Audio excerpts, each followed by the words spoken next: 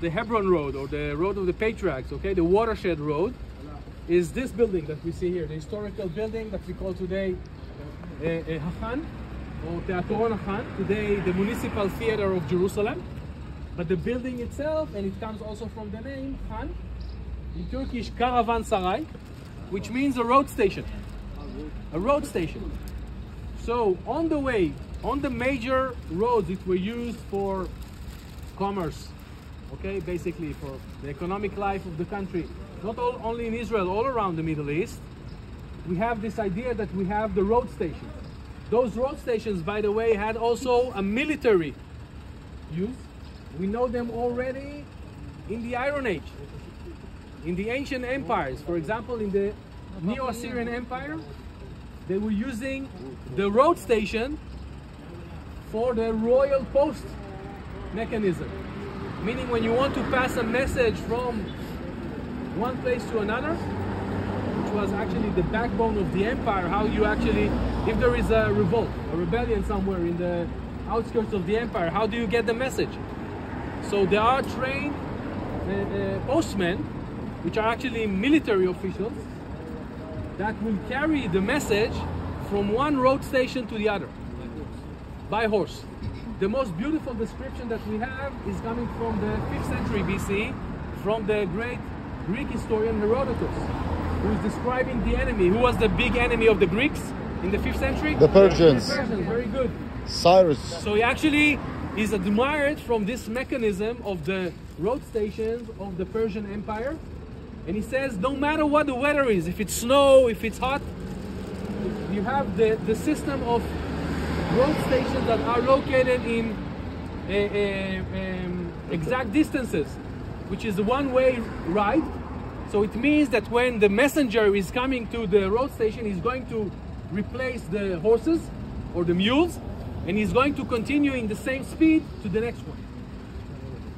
And this is what we call the Caravan Saray. We know that it was also used in the Ottoman Empire. So it's not only for commerce. What is the idea? It's a motel, it's a road motel. So you are actually, it's evening, it's getting dark. You don't want to spend the time outside with all the Bedouins that are waiting to rob you. So you find refuge in a protected area. All the Caravan Saray have the same plan. Okay, you see the very, very wide entrance gate, which leads you into Stables. inner yard. And usually the building has 2 floors. The lower one for the is animals, for the animals and for all the luggage.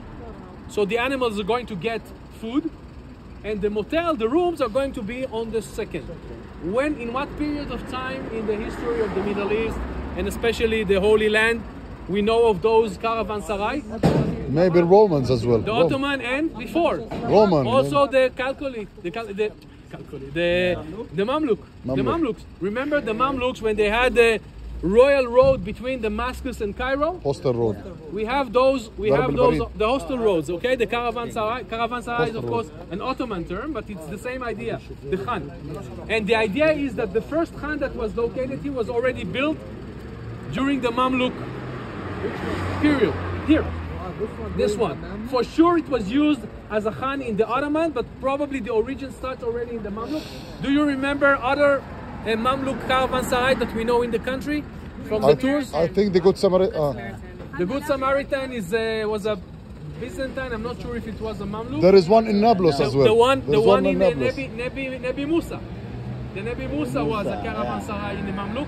But in the north, Nablus near the bridge of Not Yaakov, when you cross the Jordan and go to the Golan Heights, there are remains of a Khan, a Mamluk Khan, and also there is one near Amiyad, near Tomet Amiyad.